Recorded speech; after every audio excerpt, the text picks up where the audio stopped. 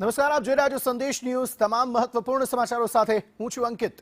મહત્વપૂર્ણ સમાચારથી બુલેટિનની શરૂઆત કરીએ। અમદાવાદના વેજલપુર વિસ્તારમાં આખો વિસ્તાર પાણીમાં ગરકાવ થઈ ચૂક્યો છે। વરસાદ બંધ થઈ ગયો છે તેમ છતાં વેજલપુર પાણી જોવા મળી રહ્યું છે।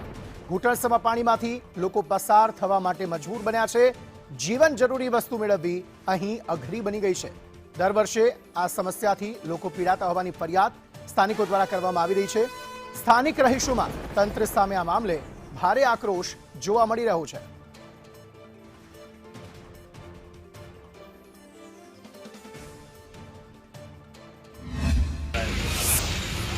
કેટલું પાણી ભરેલું છે ને હાલ સામાન્ય વસ્તુ લેવામાં કેટલી તકલીફ પડે? બહુ તકલીફ થાય, કોઈ કહેવાય એવું નથી।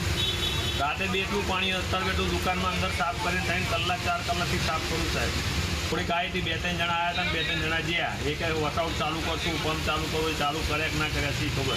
જયેશભાઈ, શું કહેશો? અહીં કેવી સ્થિતિ, કેટલું પાણી ભરેલું? બહુ ખરાબ સ્થિતિ છે। કમર સુધી પાણી હતું, અહીં દુકાનમાં પાણી ભરાઈ ગયું છે, નુકસાન આવ્યું છે। લોકોને બહાર નીકળવામાં કેટલી તકલીફ પડે? ઘણી મુશ્કેલ પડે છે। અમદાવાદ શહેરમાં વરસાદે વિરામ લીધો, પરંતુ અનેક વિસ્તારો એવા છે કે જ્યાં સમસ્યા હજી યથાવત જોવા મળી રહી છે। હાલ જે દ્રશ્યો દેખાઈ રહ્યા છે વેજલપુરમાં આવેલા બખેરી સિટીના આ દ્રશ્યો છે કે જ્યાં લોકોને સામાન્ય અવરજવર કરવામાં પણ ભારે હાલાકીનો સામનો કરવો પડી રહ્યો છે। સ્થિતિ એ હદે ખરાબ છે કે લોકોને જીવન જરૂરિયાતની વસ્તુ લેવી હોય તો તેના માટે થઈને પણ ઘૂંટણસમાં પાણીમાંથી બહાર આવવું પડી રહ્યું છે। આવા સંજોગોમાં લોકો પરિવાર માટે થઈને વસ્તુ મેળવવા માટે થઈ અને અનેક મુશ્કેલીમાંથી પસાર થવા મજબૂર બન્યા છે।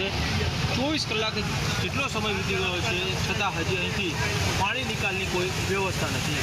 કેમેરામેન સંદીપ રાઠોડ સાથે કશ્યપ જોશી, સંદેશ ન્યૂઝ, અમદાવાદ।